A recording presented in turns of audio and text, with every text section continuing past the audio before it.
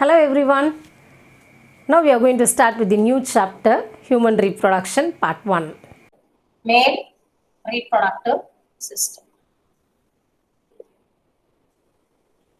So, male reproductive organ is testis.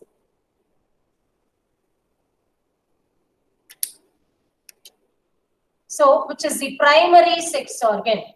So, here you are going to learn about the secondary sex organs. Okay, or generally use the term glands also, right? So, what is that? Seminal vesicles, prostate glands, prostate glands, and the third one is bulbourethral glands. Bulbourethral glands, or other name for this is Cowper's gland. Okay, seminal vesicles, prostate glands, bulbourethral glands, or Cowper's gland. All these come under secondary sex organs of this male reproductive system. So this is called as the primary sex organ.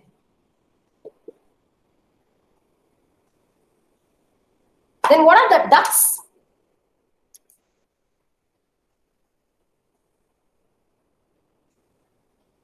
Here you will be learning about, there's a term called as retitestis. What do you call it as? Retitestis, right? And vasa efferentia.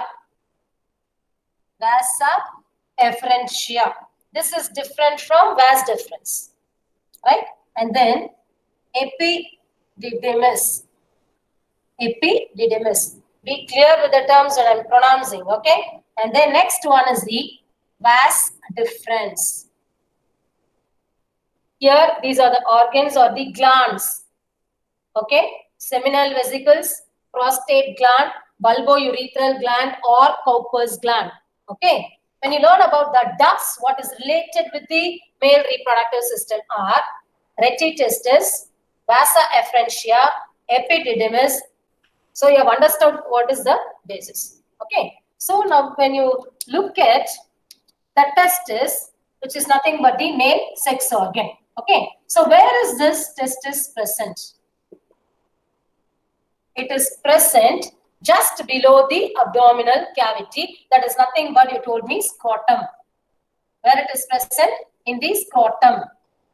Just below the abdominal cavity. Okay. Now, when the embryo is being developed inside the womb of the mother, and the embryo, when it is developed inside the womb, in the uterus, okay, at the 7th month of fetal development, okay, this testis, which is present in the abdomen, descend down to the scrotum. Can you understand?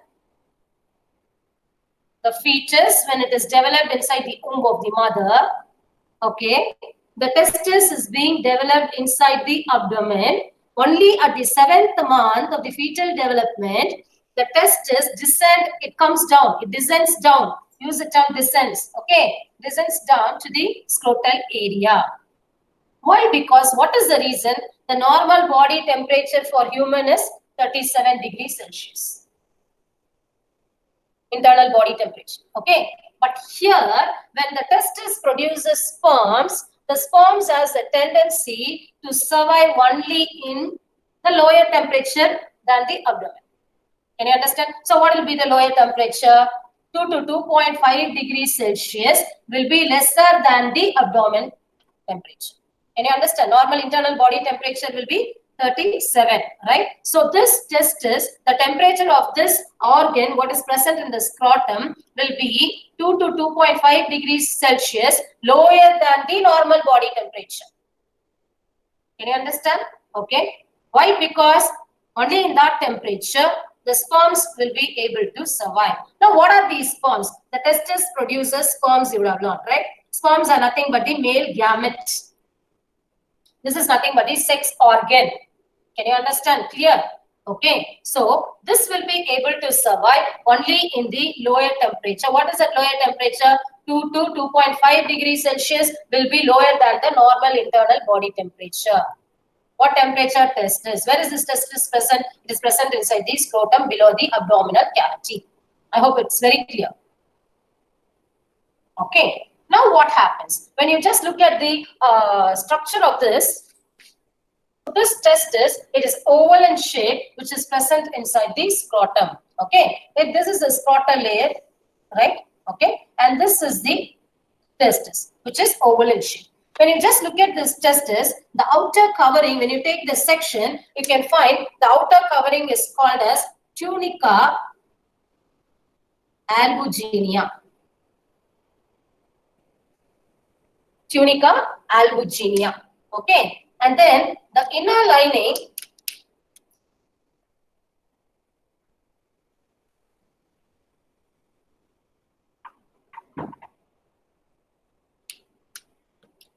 tunica vasculosa. What do you call it as? Tunica vasculosa. Okay. And here,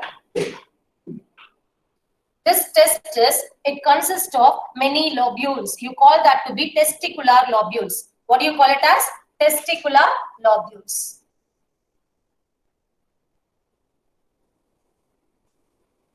So 250 to 100 lobules will be present in each testis.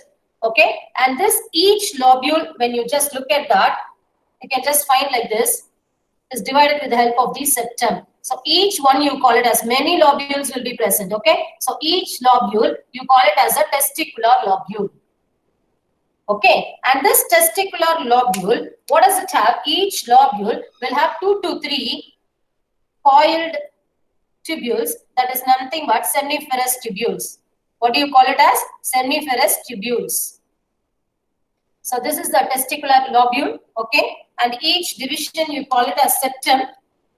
And this one is each division, you call that to be septum. I hope it is clear.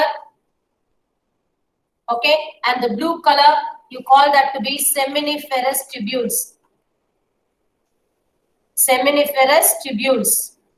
Be clear? The outer lining is called as tunica albuginea, okay? And then tunica, the inner portion, this red color line, you call it as tunica vasculosa. And then this testis, it consists of 250 to 300 testicular lobules are present. And inside each lobule, 2 to 3 seminiferous tubules are present. You can see this, okay? Now, when you just look at the seminiferous tubules consist of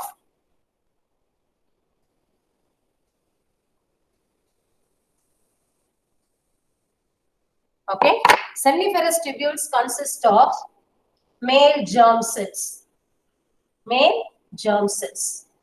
and Sertoli cells,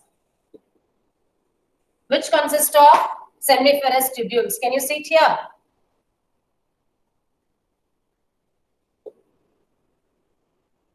So what is this male germ cell? It is called as spermatogonia. What is the term given here? Spermatogonia.